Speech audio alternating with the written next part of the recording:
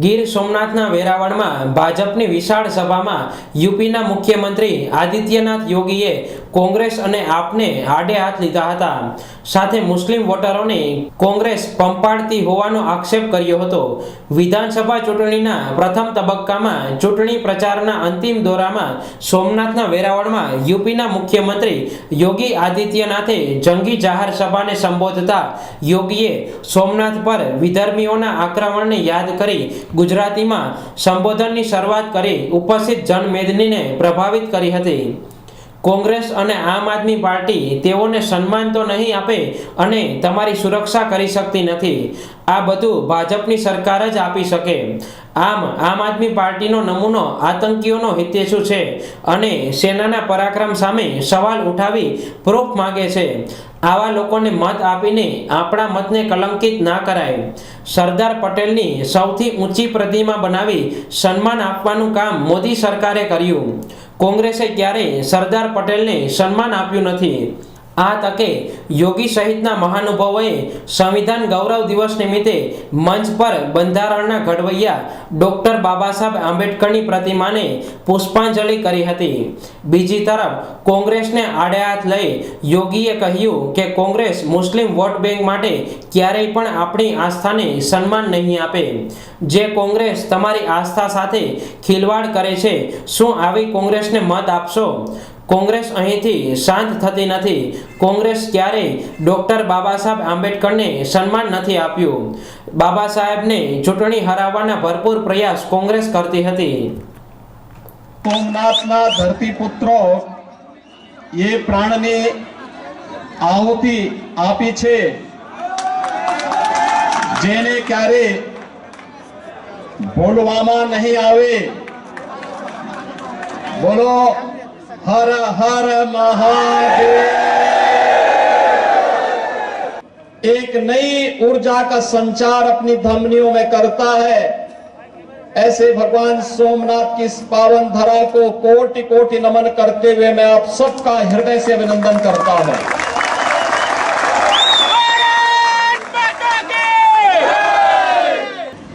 आज ही के दिन भारत का संविधान बनकर के तैयार हुआ था. 26 नवंबर 1949 को बनने के बाद 26 जनवरी 1950 को भारत ने इसे अंगीकार किया. बाबा साहब भीमराव अंबेडकर जो भारत के संविधान के शिल्पी हैं, उनके प्रति कृतज्ञता ज्ञापित करने और आज के दिन पर भारत के यशस्वी प्रधानमंत्री जी के आह्वान पर हर भारतवासी अपने नागरिक कर्तव्यों का शपथ लेकर के एक भारत श्रेष्ठ भारत की इस परिकल्पना को साकार करेगा. इस अवसर पर मैं बाबा साहब डॉक्टर भीमराव अंबेडकर जी के भारत के प्रति किए गए योगदान का स्मरण करते हुए उन्हें कोटि कोटि नमन करता हूं. भगवान सोमनाथ का यह धाम आज जिस भव्यता को प्राप्त कर रहा है, आप सबके सामने है. प्रधानमंत्री मोदी जी के मार्गदर्शन में, उनके नेतृत्व में भारत के विरासत का सम्मान हो रहा है. भारत के इस विरासत को एक नई ऊंचाइयां प्रदान करने का कार्य हो रहा है और साथ साथ विरासत के सम्मान के साथ ही भारत के उन सभी हुतात्माओं को, अमर शहीदों को, जिन्होंने देश की आजादी के लिए अपना सर्वस्व न्यौछावर किया था, उनके प्रति भी पूरे भारतवासी कृतज्ञता ज्ञापित कर रहे हैं. और इस अवसर पर भगवान सोमनाथ की इस मंदिर की उस कालखंड में रक्षा करते हुए शहीद हुए वीर हमीर जी गोहिल को मैं कोटि कोटि नमन करता हूं. मैं इस अवसर पर लौह पुरुष सरदार वल्लभ भाई पटेल को भी नमन करता हूं, जिनके प्रयासों से आज भगवान सोमनाथ का भव्य मंदिर हम सबके सामने है, हम सबके गौरव का प्रतीक बना हुआ है। लौह पुरुष सरदार वल्लभ भाई पटेल के सम्मान का मामला हो, दुनिया के अंदर उनका सबसे बड़ी प्रतिमा का निर्माण प्रधानमंत्री मोदी जी ने केवड़िया में करवा करके सरदार साहब को उनके सम्मान और उनके गौरव के अनुरूप सम्मान देने का काम किया है। बाबा साहब भीमराव अंबेडकर को उनसे जुड़े हुए 5 प्रमुख स्थलों को पंच तीर्थ के रूप में विकसित करने का काम प्रधानमंत्री मोदी जी के नेतृत्व में भारतीय जनता पार्टी ने किया। कांग्रेस सरदार साहब को कभी सम्मान नहीं दी। जब सोमनाथ मंदिर के पुनरुद्धार का कार्य सरदार साहब करना चाहते थे, तब कांग्रेस ने विरोध किया था, पंडित जवाहरलाल नेहरू ने विरोध किया था। कांग्रेस मुस्लिम वोट बैंक की खातिर कभी भी आपकी आस्था को सम्मान नहीं देना चाहती थी, और इसीलिए कांग्रेस नहीं चाहती थी कि भगवान सोमनाथ के मंदिर का पुनरुद्धार हो। लेकिन सरदार साहब की दृढ़ इच्छा शक्ति, उन्होंने यहीं पर समुद्र के किनारे खड़े होकर के उन्होंने यहां पर संकल्प लिया था कि किसी कालखंड में अगर किसी विदेशी आक्रांता ने हमारे किसी आस्था के स्थल को तोड़ करके वहां पर हमारी आस्था को आहत किया है, स्वतंत्र भारत गुलामी के इन चिन्हों को स्वीकार नहीं करेगा।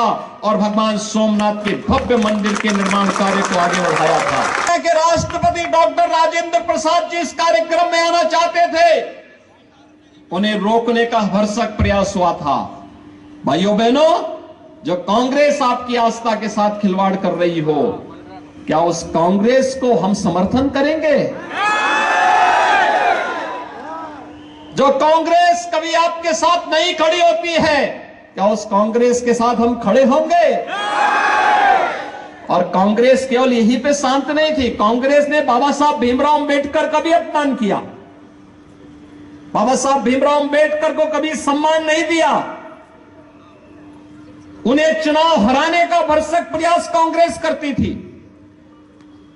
बाबा साहब भीमराव अंबेडकर से जुड़े हुए 5 प्रमुख स्थलों को पंच तीर्थ के रूप में विकसित प्रधानमंत्री मोदी जी ने किया है। और भाइयों बहनों, मैं तो उत्तर प्रदेश से आता हूं।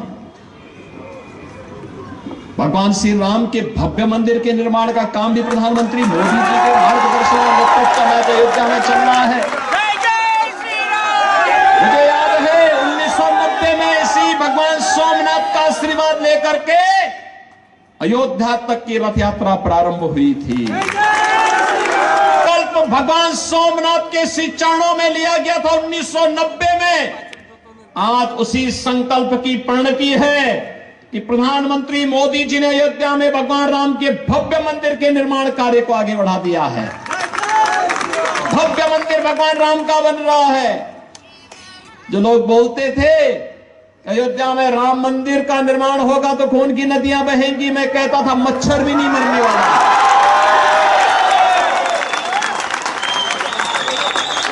अब उत्तर प्रदेश में दंगे नहीं होते।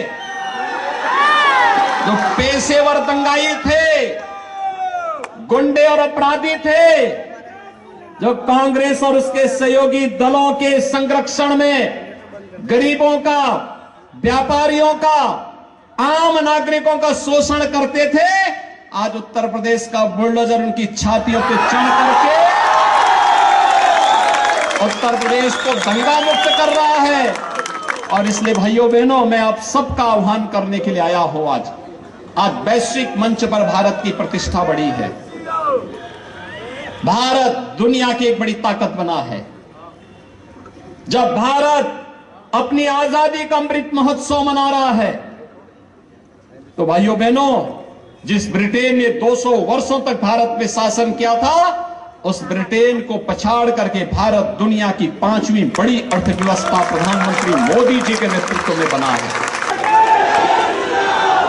दुनिया के वे 20 बड़े देश जिनका दुनिया के 80% संसाधनों पर अधिकार है, उस G20 के देशों का अगले 1 वर्ष तक नेतृत्व प्रधानमंत्री मोदी जी करेंगे।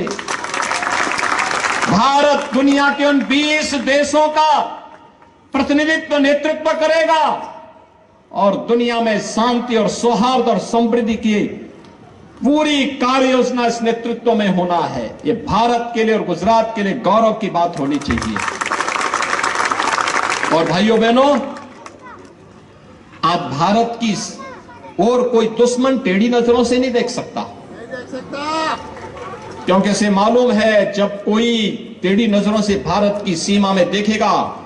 आज गुजरात में कर्फ्यू समाप्त, दंगे समाप्त, आतंकवाद समाप्त, नक्सलवाद समाप्त। नहीं तो क्या होता था, रोज एक दंगा होता था, आतंकी घटना होती थी।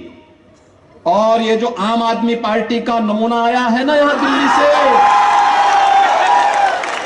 यह तो आतंकवाद का सच्चा हितैषी है। अयोध्या में राम मंदिर का विरोध करता है और जब भारत की सेना पाकिस्तान के अंदर जाकर के सर्जिकल स्ट्राइक करती है तब भारत के सैनिकों से कहता, बहादुर जवानों से कहता, इसका प्रमाण क्या है? बहादुर जवानों से प्रमाण मांगा जाता है।